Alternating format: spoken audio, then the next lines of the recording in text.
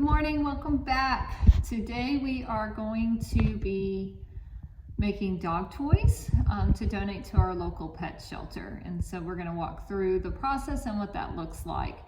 So in order to do this, you need either an old t-shirt or you can get a blanket, an old blanket. For our purposes, we went to our local Walmart and just bought the little throw blankets that are like $2.50 a piece. To cut up and make into these dog toys. So, but you can use an old t-shirt from your house or an old blanket or sheets that you have there. So we will get started on how to do that. So in order to do this, you need the material, but then you also need a pair of scissors. And if your student or child has trouble holding on and doing things one-handed, you might want to get a roll of masking tape because you can tape it to the table and help them to kind of keep it in one place. Okay, so for step one, I have my blanket, I have my scissors, and I'm going to put my blanket out. I want the folded edge to stay folded over. So if you notice, it's just folded in half. I want to leave it folded over. I'm going to cut about a 2-inch strip down the length of the blanket here.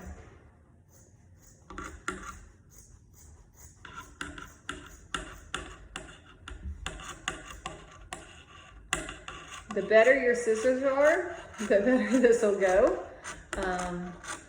If you have fabric scissors, you'll do even better.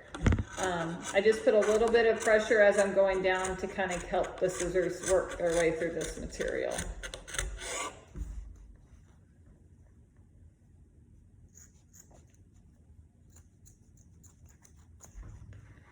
Okay, I'm gonna put my big piece away because I don't need it.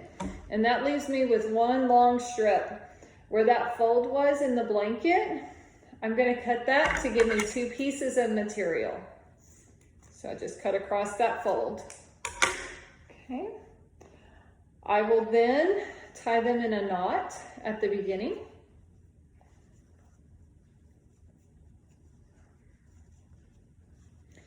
I will say that you could do this with 3 pieces and braid the dog toy as well. What we have found is that our students struggle with braids, and so we're starting with knots until they get that down, and then we'll move into braids later. But if your child or student is capable, definitely the braids look better and they're a lot more full for the animals. So, but now I've got 2 pieces that I can work with. And so you can just take and lay it down on the table. And I tell my students to make like the number 4. Sorry. So it looks like the number 4. Okay. And then they take the bottom of the 4 and stick it in the hole. And then I want them to pull through on both sides. I'm going to give y'all a little camera shaking. Sorry. And then you'll just kind of pull it through. Make sure that you don't go over the actual knot. It is easier if you tape it to the table, so I'll show you what that looks like as well for your students. So I'm just going to take a small piece of tape and right above where the knot was, I'm going to tape that to the table so you can see it. I've got a tape there.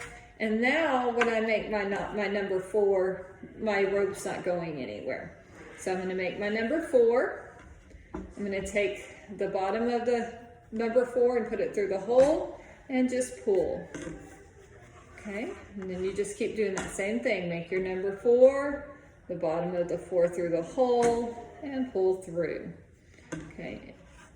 Once you're finished, you tie knots all the way down, and because you're doing knots, you can just stop and it gives you your pet toy.